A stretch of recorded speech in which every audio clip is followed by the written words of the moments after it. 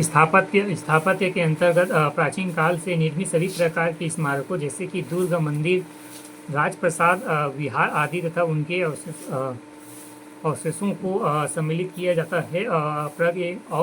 ऐतिहासिक काल में केवल पाषाण, ताम्र एवं लौह उपकरण एवं मृत भांड मुख्यतः प्राप्त हुए के साथ ही 100 स्मारक दुर्ग के धनोरा नामक स्थान से प्राप्त हुए हैं, जिनकी संख्या 500 है, किंतु इन्हें स्मारकों की श्रेणी में नहीं रखा गया है।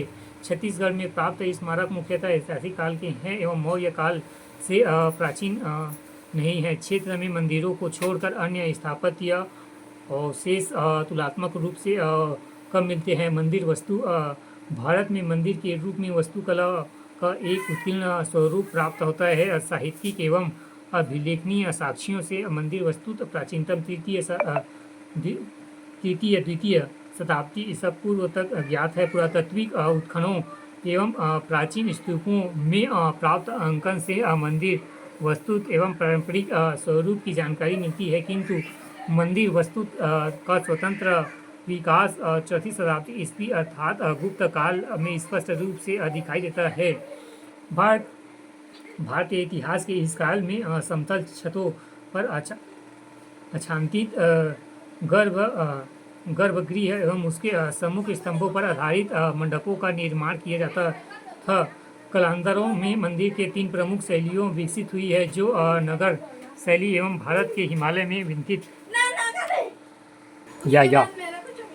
आंचलिक उद्भेद प्राप्त होते हैं। छत्तीसगढ़ क्षेत्रीय विभाग की दृष्टि से बेसर शैली के अंतर्गत आता है। इस क्षेत्र में एक विशिष्ट मंदिर स्थापत्य शैली का विवरण कुछ प्राचीन ग्रंथों से मिला है, जिसमें यह प्रतीत कोसली मंदिर स्थापत्य शैली की जानकारी मिलती है।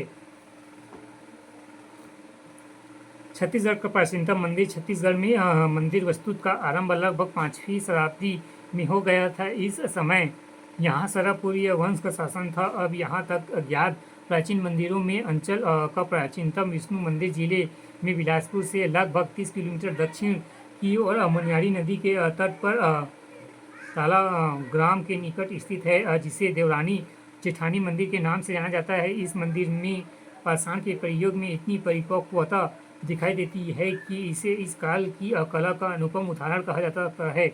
इसके संबंध में विस्तृत विवरण स्थल परिचय नामक अध्याय में दिया गया है। गुप्तकालीन कला का स्पष्ट प्रभाव दिखाई पड़ता है। इसी काल में एक मंदिर का प्रवेश द्वार अर्भाल से भी प्राप्त हुआ है। वस्तुगत विशेषताओं के आधार पर छत्तीसगढ़ में मंदिर स्थापत्य को निम्नानुसार 3 कालों में विभाजित किया जा सकता है।